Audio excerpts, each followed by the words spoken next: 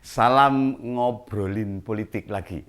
Wah, ini malam hari ini tensi saya agak naik ini. Wah, jangan-jangan saya ini lagi kesambet juga sama marahnya Pak Prabowo ini. Iya ini, sepertinya Pak Prabowo ini benar-benar sedang meradang kepada Pak Anies Baswedan. Orang yang dulu banyak dibantu loh itu, tapi kini seakan-akan melupakan banyak jasanya. Ungkapan Pak Sandiaga Uno soal adanya perjanjian antara Pak Prabowo dan Pak Anies. Ya jelas sekali ini mengindikasikan hal itu, kemarahannya itu. Nah, ditambah sebelum deklarasi bakal capres Nasdem, Pak Anies kayaknya tidak pamitan atau meminta izin sama Pak Prabowo. Pokoknya sakarepe dhewe gitu loh. Tinggal colong apa itu tinggal gelanggang colong pelayu gitu. Ora pamitan itu sama Pak Prabowo itu. Nah, marah Pak Prabowo itu. Saat dideklarasikan jabatan gubernur DKI jelas-jelas masih melekat. Itu artinya masih terikat dengan Gerindra. Loh lah iya, dan tidak ada komentar apapun. Pasca deklarasi, para wartawan yang menanyakan soal itu ya hanya direspon dengan tertawa oleh Pak Prabowo itu. Pak Prabowo bilang gini, oh, ini ya sedang HUT TNI, ya, kok nanyanya Nasdem gitu. Nah ini dalam analis saya itu seakan-akan mau bilang wah semua orang penting itu. Nah ini analisis saya tentang Pak Prabowo ketika ditanya tentang Nasdem itu jawabannya begitu. Saya saja. Nah, maksud saya Pak Prabowo yang mendeklarasikan dan memperjuangkan untuk kursi gubernur saja ditinggal loh. Iya itu ditinggal, yang berjasa banyak sama Pak Anies saja ditinggal. Nanti kalau menang jadi presiden, Pak Surya Paloh dan Nasdem bisa mengalami hal sama ini. Jangan-jangan seperti itulah. Kan mesake repot gitu lah. Nah, bisa jadi begitu.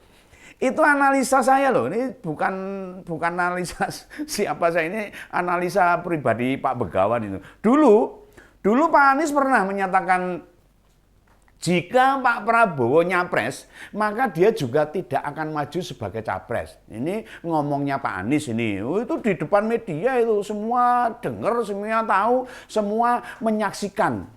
Tapi sekarang kenyataannya bagaimana? Memang pendaftaran capres belum dilakukan. Tetapi Gerindra sudah berkoalisi dengan PKB dan berniat mengusung Pak Prabowo sebagai bakal capres. Nah itu dari Gerindra dan PKB. Dan Nasdem tetap mengajak PKS serta Demokrat mengusung Pak Anies sebagai bakal capres. Kira-kira akankah perjanjian antara Pak Prabowo dan Pak Anies yang diungkapkan oleh Pak Sandiaga bakal dibuka ke publik? Nah, kira-kira bakal dibuka ke publik nggak nih? Ini mesti ramai nih kalau ini menarik nih kalau dibuka nih. Ayo sekarang lebih baik kita duduk yang manis ya, menikmati kopi ya. Kalau pas musim hujan ini sambil mendengarkan analisis tentang hal tersebut di Ngompol. Ngopi nih, ngobrolin politik saat ini juga.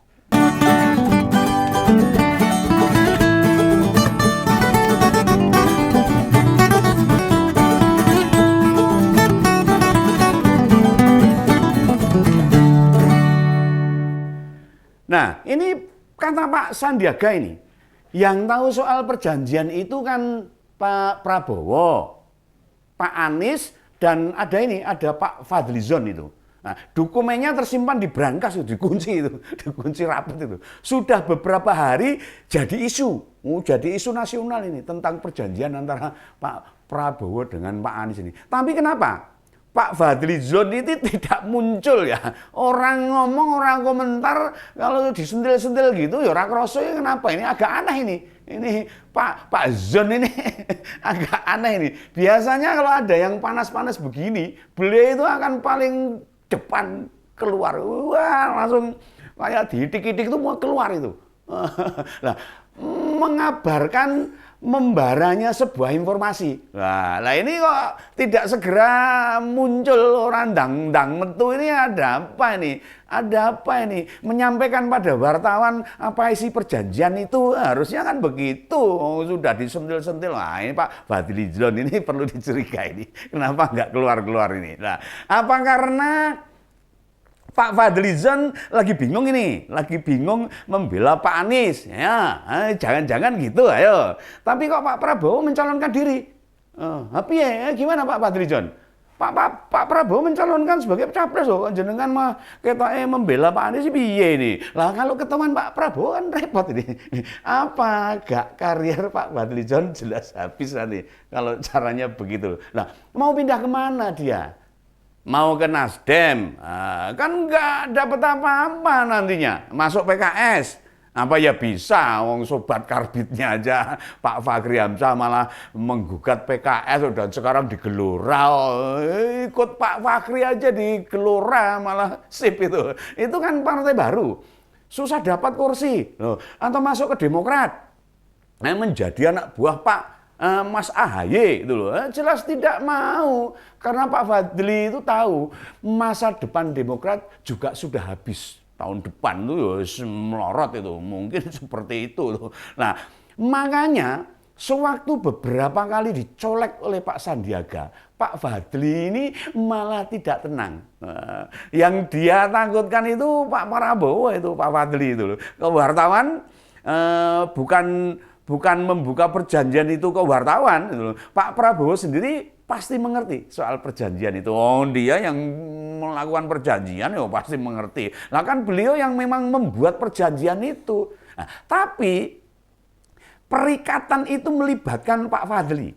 Nah, yang bisa jadi dulu saat mencalonkan Pak Anies itu. Nah, Pak Fadli menjamin bahwa Pak Anies tidak bakal menjadi kompetitor Pak Prabowo. Artinya orang nyalon ke presiden, nek Pak Prabowo juga nyalon ke. Harusnya kan begitulah.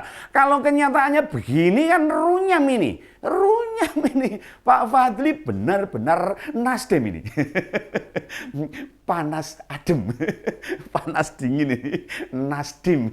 Ya begitu, saya kira begitu tuh. Lah Nasdem sebagai pengusung Pak Anies membantah bahwa ada perjanjian. Nah, ini beda lagi ini. Pak Anies tidak bakal menjadi kompetitor Pak Prabowo. Nah, mana yang benar ini? Mana yang benar? Antara yang dikatakan Pak Sandiaga atau yang dikatakan oleh Nasdem ini. Nah, mana yang benar ya? Hanya Tuhan yang tahu dan mereka bertiga yang tahu kalau itu ada perjanjian atau tidak lah. Tapi makin erat disimpan ini, makin banyak yang penasaran. Masyarakat semakin penasaran. Kok disimpan kenapa sih loh? Apa isi perjanjian itu? Pak Anies sendiri juga belum merespon ucapan Pak Sandiaga ini. Nah, bisa jadi perjanjian itu memang pahit bagi Pak Anies di tahun 2024. Nah, makanya ya tidak akan bicara soal itu. Pak Prabowo kalau mau dilacak rekam pernyataannya setelah Pak Anies dideklarasikan, tidak banyak berkomentar loh. Ya, beliau malah sibuk itu bertemu dengan Mas Gibran, gitu, bertemu dengan Mas Bobi. Nah, dia tahu kok siapa yang prospek untuk pemimpin masa depan itu dia tahu. Atau jangan-jangan Pak Prabowo pengen bilang ke Pak Anies, kalau dibandingkan dengan dua anak muda itu, Gerindra masih lebih memilih mereka dibandingkan mantan gubernur DKI itu. Itu isyaratnya Pak Prabowo seperti itu. Kenapa dia malah menemui Gibran, menemui Bobi daripada mengomentari tentang Pak Anies. Ya, intinya begini. Intinya kader-kader Gerindra jangan main-main. Jangan coba-coba berpolitik di dua kaki. Sebagai mantan Danjen Kopassus, beliau itu keras dan tegas loh. Ini dia seorang tentara ini. Yang main-main langsung sikat. Orang main-main. Itu di NTB. Ada loh yang mencoba main-main. Itu namanya Pak Mori Hanafi. Dia anggota DPRD Gerindra. Waktu kampanyenya Pak Anies. Maaf salah. Maksudnya pas safari politik bakal capresnya ke sana itu. Ke NTB. Pak Mori itu malah ikut menyambut di Bandara Lombok. Loh, ini ada apa ini? Wah, ini berbahaya ini. Pak Mori, apa jenengan tidak tahu? Bagaimana mekanisme di internal partai? Apa tidak tahu kalau Gerindra ini sedang mendorong Pak Prabowo menjadi bakal capres? Apa merasa sudah kebal panjenengan? Lah kok berani ikut menyambut Pak Anies? Lah karuan Pak Sudirsah Sujanto, ketua OKK DPD Gerindra NTB bakal melaporkan Pak Mori ke Mahkamah Partai, repot itu nanti. Nah, kata Pak Sudirsah itu loh, semua kader harus tunduk dan tegak lurus pada keputusan partai.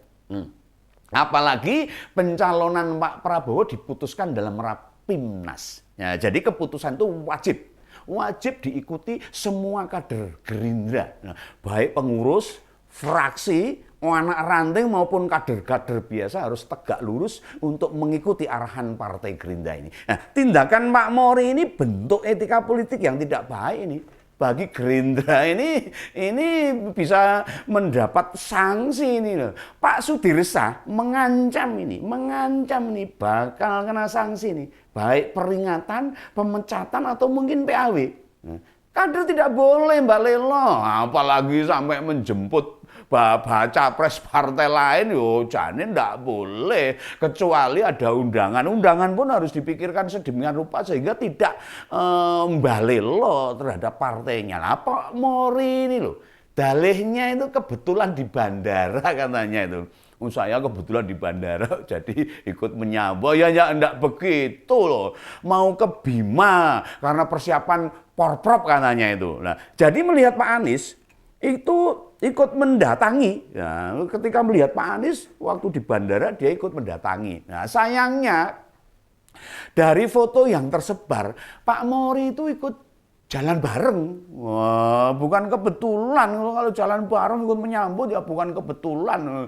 Nah, tapi ya benarkah seremeh itu Pak Mori itu loh.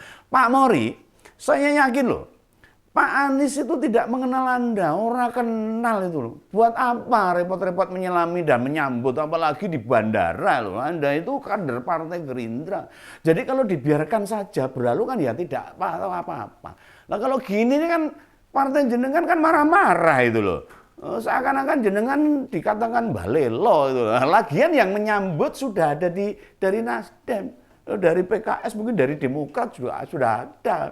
Ya toh, kalau sudah kelewat, nah ini jangan disesali ini. Ini sudah banyak loh yang kena imbas negatif gara-gara Pak Anies ini. Nyuwun sewu loh ini. Dan Pak Mori tidak sendirian.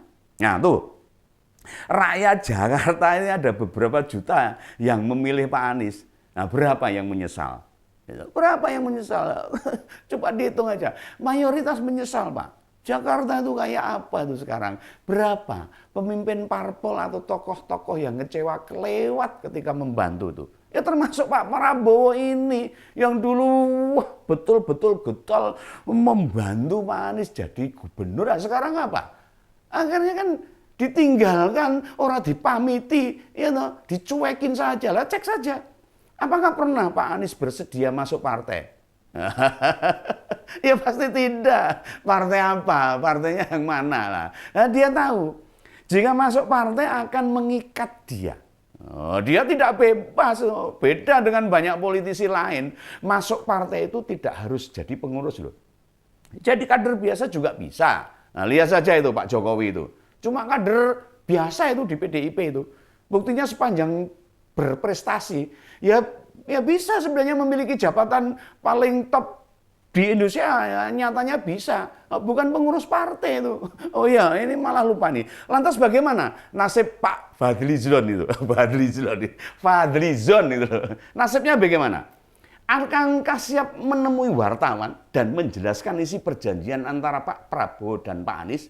Nah, prediksi saya tidak. Ini prediksi begawan ini. Prediksi begawan itu kelihatannya kok ora. Pak Fadlizon tidak berani membuka permasalahan itu di publik. Ya, ini semua kembali pada diri kita.